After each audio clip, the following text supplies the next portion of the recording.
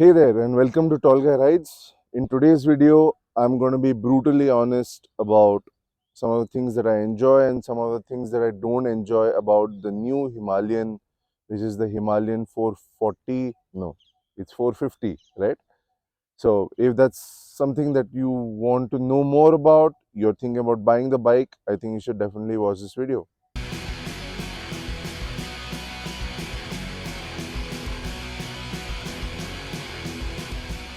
Well, if you're here, that means that you want to know what's something that you'd like about the Himalayan 450, and then there are some things that are not so good. You need this information. You're probably making a purchase decision right now, or you've booked the bike and you're thinking whether to avail of your booking or not.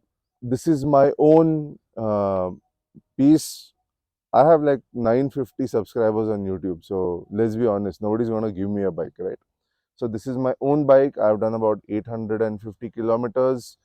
A couple of them have been, I've done a couple of rides which are about 150 kilometers one way.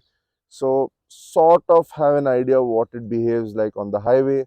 I haven't done off-roading on this bike apart from that short trail that was offered at Motoverse for test riders. So, I'm going to stick to what I know. I'm not going to talk about some things which are off-road specific. So, let's dive right into it. Let's first talk about, as people say, the heart of the matter, which is the engine. It's a new engine that Royal Enfield has made, and it does have certain advantages. It has a lot more power. It is a brand new liquid cooled engine, so RE is stepping up its technology. Now, the engine is really nice and smooth, and special kudos goes to the gear and clutch. It has a slipper clutch system, so it's super slick to go through the gears, very soft. In fact, a couple of times in the beginning when I got the bike, I was not realizing that I was changing the gear. It was so soft. So really nice work in that segment. The clutch feel is also really nice and light as compared to the previous Himalayans. I've been stuck in traffic jams with this bike and I've not felt the strain on my forearm. So kudos to that. Big change and big improvement from Royal Enfield. Now, the engine delivers most of its power slightly higher up in the rev band. It's not like the old engines, which could just easily chug along and deliver most of its torque very low down. Uh, you need to get into the right RPMs to get all of the power out of the engine. However, what I've seen is that beyond 5k RPM, the bike suddenly starts feeling very thrashy. The engine becomes suddenly unrefined as compared to what it is below that 5k RPM point. And that is a little bit worrisome because in the sixth gear at 5k RPM, you're about at 100 kilometers per hour. And if you drop down to 90, that's when the bike feels very settled and easygoing. It goes much higher than 100 kilometers per hour. Like I have taken it to about 140. So it does that. But does the bike feel at ease doing it? No, it doesn't. I don't know if somebody shared that review already, but that's I'm going to try and keep it short. Plus, I have this little cheat sheet in my back pocket, so I'm going to keep referring to that. So, engine, yes, capable, but after 5k RPM, it's fairly thrashy. I don't really enjoy the bike once it's beyond that point. So, that's it about the engine. Uh, at higher speeds, unfortunately, the bike doesn't feel very confident. Something to do with the engine, something to do with the 24 or 21-inch front wheel. Uh, I don't feel confident going at higher speeds like I would on a, say, a Dominar, a 390 Adventure, and of course the Tiger. But that's not even a point of comparison, right? Um, Somewhere it just I'm not that confident taking it and staying at 120, 130 on a highway on the bike. It's to do with the vibes. There are vibes at that point of time. As I said, post 5k RPM, it does sound thrashy. It does get quite a bit of vibrations, and you can feel them in the foot pegs, handlebar, just about everywhere. Um, The front brakes also are not the best. I think they could have done for a powerful engine which can do higher speeds. Now they should have had better brakes on the front. Some of the motor journalists have said that the brakes at the rear are sintered and the front are organic. I don't really understand that logic. The fronts need to be the more powerful brakes on your bike, even if it is meant to do off-roading. I think this is not a true off-roader. It is an adventure bike. Most people will use it for touring. Most people will use it mostly on highways. Give the option of front sintered and rear organic, and then people who want a stronger bite for the rear, they can just upgrade it. It's that simple. But for majority, people are going to use it on the highway. So front brake needs to be sharper and stronger in that sense.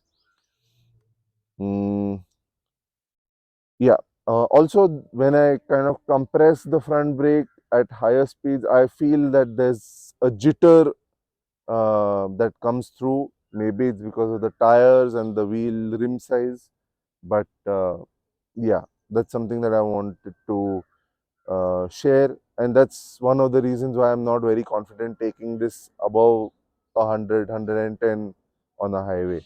I just feel that in case I need to brake hard, if I compress the front brake quickly, I'm gonna start feeling wobbles, and that's not a good place to be on a highway at high speeds.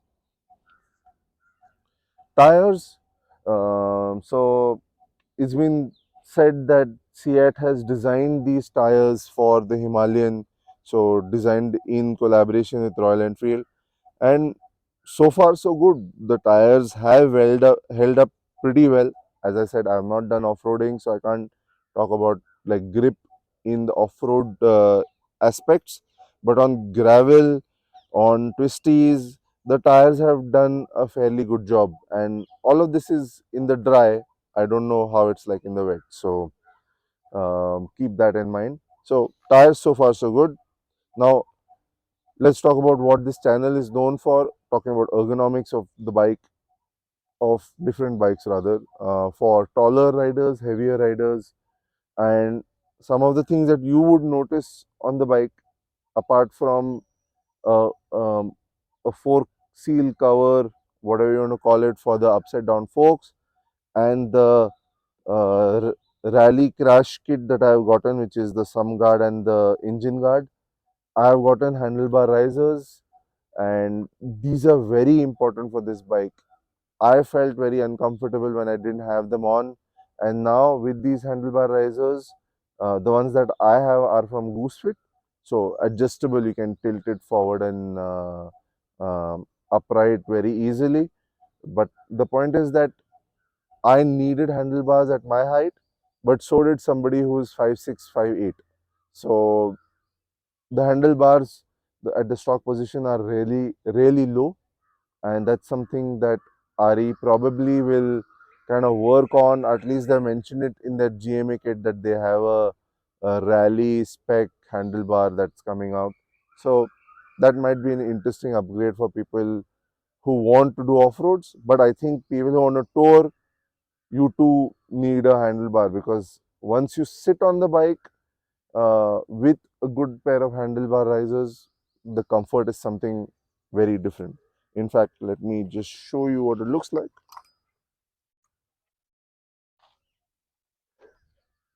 Bike's on the main stand, so it's all good. Earlier, it used to be like this, and this position where the elbow is a little bit forward, and it's just basically making your shoulder keep your elbow at a very awkward angle.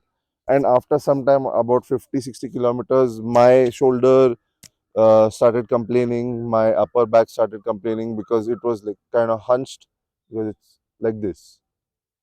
Now when it's slightly higher up, my upper back can be straight, my shoulders and elbows are at a very nice and comfortable level, so it's all good with the handlebar risers. So ergonomics wise, you need the handlebar risers.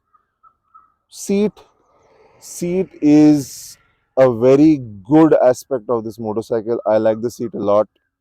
It is nice and long, front to back. So there's a lot of space for you to move around. Even somebody like me can move around. If I want to have a relaxed outlook, then I can just scoot back. If I want to get on the bars, I can stay in the front. It has a nice beveled edges, so your feet go straight down instead of having to go around the seat. And it's nice and wide too, really nice and wide. And talking about the foam, it is stiffer than the older Himalayan, but this is much more supportive when you are actually sitting on the bike for longer periods of time.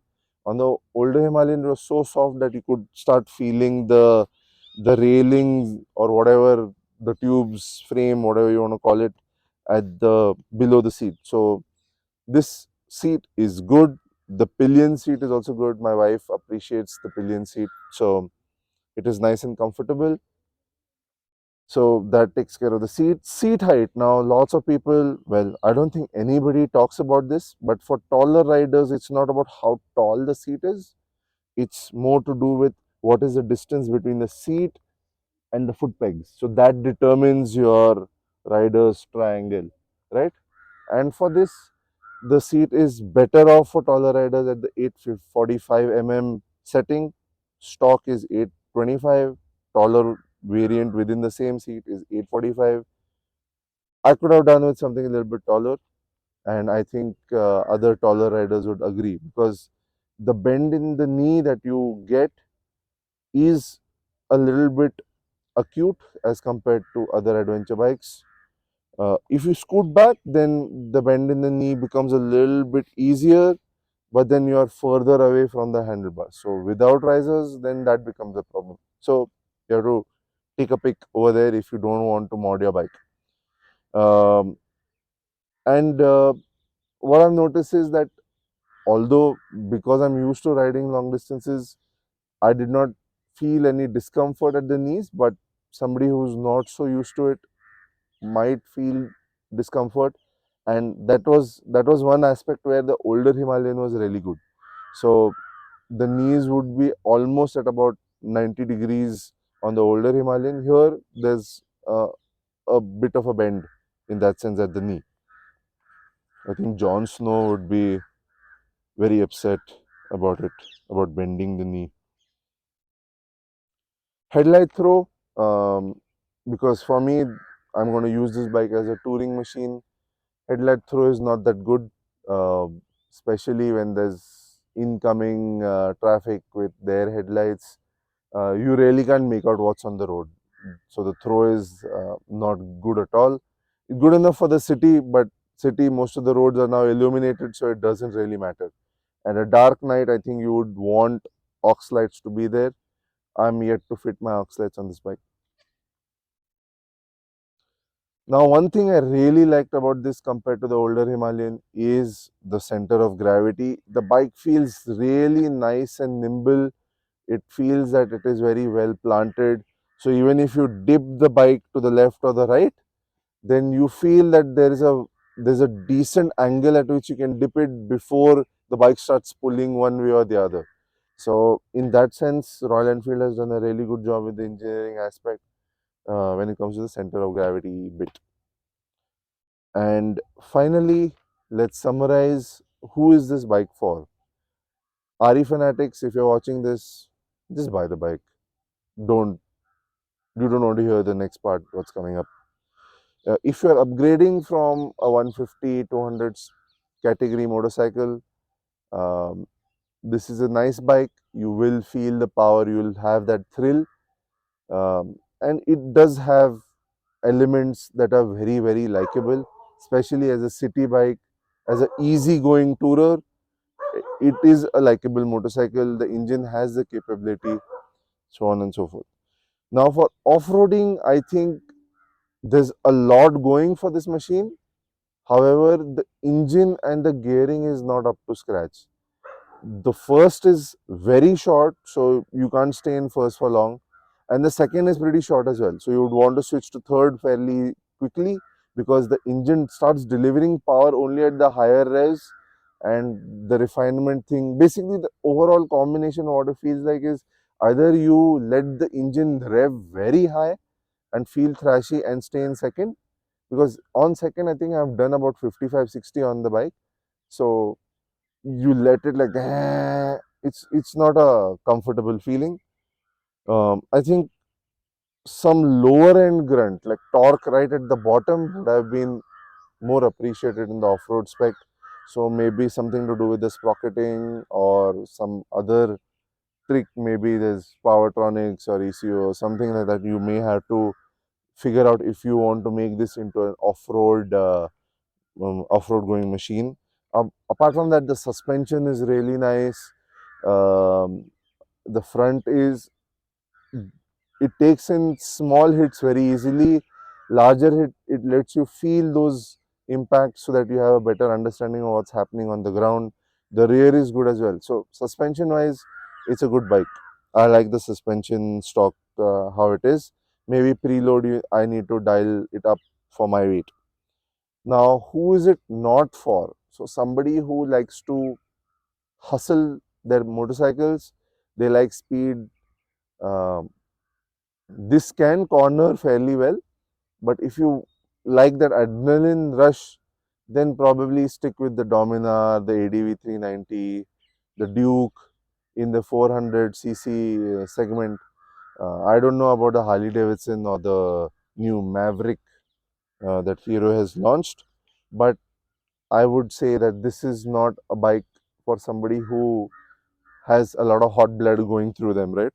A lot of like adrenaline, want to push the bike, push the limits. The bike probably will not support that kind of riding. The brakes, the front wheel, in terms of that agility and kind of zipping through stuff, you'll be able to do it, but till the time you don't, and then you'll have a crash. So I don't think that's a sustainable attitude for a Himalayan 450 rider. And who else is it for? So somebody who's switching even from other Royal Enfields, 350cc, they want the adventure bike now. Really nice bike. Previous Himalayan owners, really nice bike, and good upgrade for them. If this is going to be your second bike, like it is for me, I have the Tiger. I will mostly use that for my purely highway kind of runs. This will be for situations like Ladakh or places that have off-road or uneven terrain, uncertain terrain conditions. So for me, it's fine. I'm not a very high-speed cruiser. I like being at a consistently moderate speed. That's my game. So for me, it'll do the job. But yeah, if you like touring at 120, 130, staying at those speeds, then not for me, and it's not for them, this bike. And with that, that's all that I have to share. So if you have any questions, drop them in the comments, ping me on Instagram. I usually reply quicker on Instagram. So cheers.